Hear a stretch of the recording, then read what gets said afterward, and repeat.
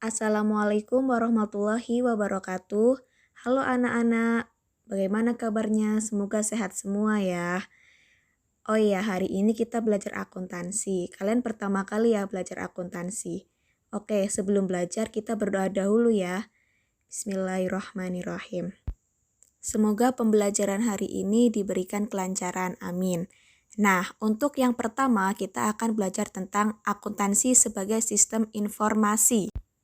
Oke, sebelum belajar kita perkenalan dulu ya. Nama Ibu Serlia Febrianti, guru ekonomi di SMA Negeri 2 Slawi. Baik, Ibu akan menjelaskan kompetensi dasar terlebih dahulu. Yang pertama yaitu 3.1 mendeskripsikan akuntansi sebagai sistem informasi dan 4.1 menyajikan akuntansi sebagai sistem informasi. Sedangkan tujuan pembelajarannya adalah setelah kegiatan pembelajaran satu ini diharapkan siswa mampu mendeskripsikan dan menyajikan akuntansi sebagai sistem informasi dalam kehidupan sehari-hari secara jujur dan penuh tanggung jawab. Oke, sekarang kalian perhatikan gambar di samping. Nah, gambar di samping ini adalah contoh aktivitas pekerjaan di bidang keuangan. Gambar tersebut menunjukkan bahwa seorang dengan profesi sebagai seorang akuntan atau orang yang ahli di bidang keuangan sangat penting, artinya dalam suatu organisasi, baik organisasi publik maupun organisasi bisnis. Hal ini karena seorang akuntan akan bekerja untuk mencatat, menggolongkan, merangkum, atau membuat ikhtisar dan menyusun laporan semua data transaksi keuangan. Hal ini dilakukan dengan tujuan untuk menghasilkan suatu informasi yang akan sangat dibutuhkan baik oleh pengelola perusahaan maupun oleh pihak-pihak di luar perusahaan seperti pemilik, investor, karyawan, dan lain-lain. Pernahkah kalian melihat suatu laporan keuangan sebuah perusahaan atau catatan keuangan keluargamu? Nah, nanti di rumah kalian bisa tanya orang tua atau ibu apakah pengeluaran dan pemasukan sudah dicatat. Jika belum, mulai sekarang kita harus membiasakan untuk mencatat pemasukan dan pengeluaran. Nah, ibu biasanya memiliki catatan keuangan tentang keuangan keluarga. Laporan keuangan suatu perusahaan atau catatan keuangan keluarga sebenarnya adalah bagian yang tidak terpisah dari akuntansi. Akuntansi dipakai hampir di seluruh organisasi dan menjadi bagian yang penting. Oleh karena itu, tidak salah kalian mempelajari dan mengetahui akuntansi. Jadi, kita harus semangat dalam belajar akuntansi. Barangkali nanti kalian ada yang akan bekerja di suatu perusahaan di bagian keuangan atau bagian akuntansi. Oke, sekarang Ibu akan menjelaskan pengertian dari akuntansi. Akuntansi sering disebut juga bahasa bisnis karena akuntansi dapat memberikan informasi tentang keadaan suatu perusahaan yang digunakan untuk menilai sejauh mana keberhasilan perusahaan tersebut kepada pihak-pihak yang membutuhkan informasi akuntansi. Nah, yang pertama dari segi bahasa. Dari segi bahasa disebut to account, yang berarti menghitung atau mempertanggungjawabkan sehingga menjadi accounting. Sedangkan menurut Asosiasi Akuntansi Amerika atau American Accounting Association, akuntansi adalah proses mengidentifikasi, mengukur, dan melaporkan informasi ekonomi yang memungkinkan pengambilan keputusan dan penilaian yang jelas serta tidak membingungkan oleh penggunanya.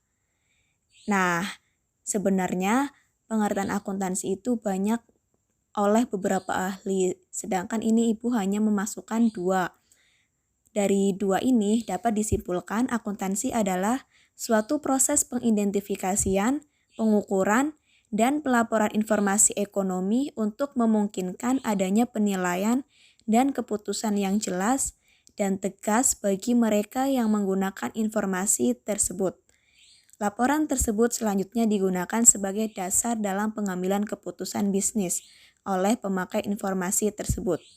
Jadi akuntansi itu biasanya adalah untuk pengambilan informasi atau keputusan dalam berbisnis. Selanjutnya adalah sejarah perkembangan akuntansi. Pada tahun 1494, Luca Pacioli mempublikasikan buku yang berjudul Summa de Arithmetica Geometria Proportioni et Proportionalita yang berisi ilmu-ilmu pasti. Namun dalam buku ini terdapat bagian yang berisi pembukuan untuk para pengusaha. Bagian itu berjudul Tractatus de Computis et Scriptorio yang menggambarkan pembukuan berpasangan. Luca Pacioli dikenal sebagai bapak akuntansi dunia. Jadi mulai sekarang kalian sebagai anak ekonomi atau anak akuntansi atau anak IPS, kalau ditanya bapak akuntansi dunia itu siapa, harus tahu ya, jawabannya adalah Luca Pacioli. Sedangkan perkembangan akuntansi di Indonesia dapat digambarkan sebagai berikut. Yang pertama, di Indonesia akuntansi berkembang sekitar 1642, tepatnya pada zaman VOC. Nah, selanjutnya pada masa pendudukan Jepang selama 1942 sampai dengan 1945, sistem akuntansi tetap menggunakan pola Belanda. Pada tahun 1957, proses pengembangan akuntansi di Indonesia semakin pesat dengan dibentuk Ikatan Akuntan Indonesia atau IAI. Pada tahun 1973, IAI merumuskan prinsip akuntansi Indonesia atau PAI. Pada tahun 1994, tanggal 1 Oktober, IAI merevisi PAI dan mengubah menjadi SAK atau Standar Akuntansi Keuangan.